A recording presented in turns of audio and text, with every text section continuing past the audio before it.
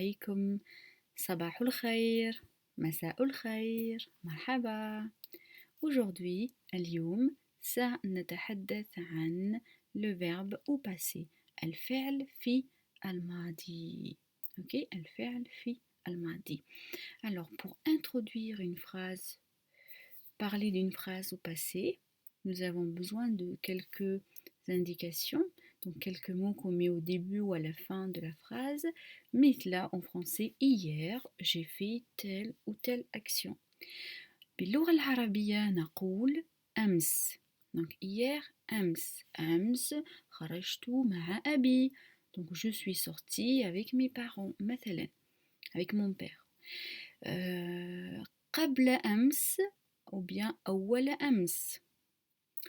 فيما يخص الماضي, donc tout ce qui concerne dernier, la semaine dernière, l'année dernière, lundi dernier, on va utiliser الماضي.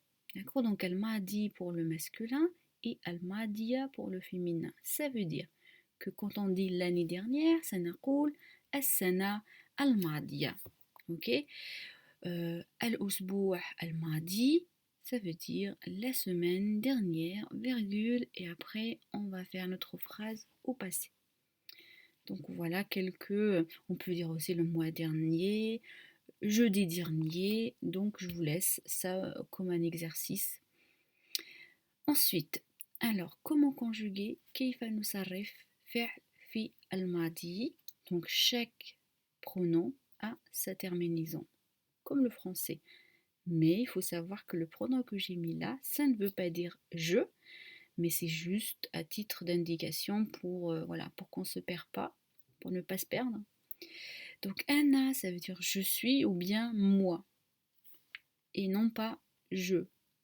Le je, en quelque sorte, c'est cette terminaison-là. Donc, pour conjuguer un verbe au passé, comme par exemple le verbe kataba, écrire, d'accord, écrire, kataba, donc on prend le verbe et on rajoute un tout à la fin et un soukoun avant la terminaison tout le temps. Donc on prend le verbe à l'infinitif, on met un soukoun sur la dernière lettre et on rajoute un tout. Donc ça devient katabtu. Alors katabtu, j'ai écrit. Donc tout ça, il y a j'ai écrit, donc la terminaison plus écrit. J'ai écrit une lettre pour ma copine لصديقتي. كتبت رسالة لصديقتي. Alors, تكلم, c'est parler. تكلم. Pour dire j'ai parlé à ma prof, par exemple, dans l'exemple, c'est تكلمت مع معلمتي أمس. On peut dire aussi أمس تكلمت مع معلمتي. Voilà. Donc ذهب c'est aller, je vous laisse conjuguer ذهب avec ana, donc en respectant cette règle-là. Après j'ai mis donc ici, vous pouvez du coup faire pause à cette image-là pour réviser, revoir toutes les autres terminaisons. Vous voyez, donc pour nahnu, exemple de kataba, c'était le même, kataba. Donc on écrit le verbe tel qu'il est, on rajoute na à la fin et un soukoun avant la terminaison, tout le temps. Un soukoun avant la terminaison. Donc katabna, katabna, nous avons écrit. Par exemple, katabna, risala, une lettre à notre copine, li sadiqatina. Il faut savoir que le ya, de toute façon vous connaissez la règle, le ya, et on doit changer par na, la position qui correspond à nahnu.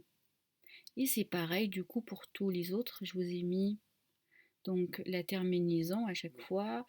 Il faudrait ajouter donc la terminaison à la fin du verbe, tel que vous le trouvez sur le dictionnaire, vous rajoutez la terminaison. Après, c'est sûr qu'il va y avoir des verbes irréguliers et ça, on va dire choisir quelques verbes et on va les étudier bien sûr dans le cours.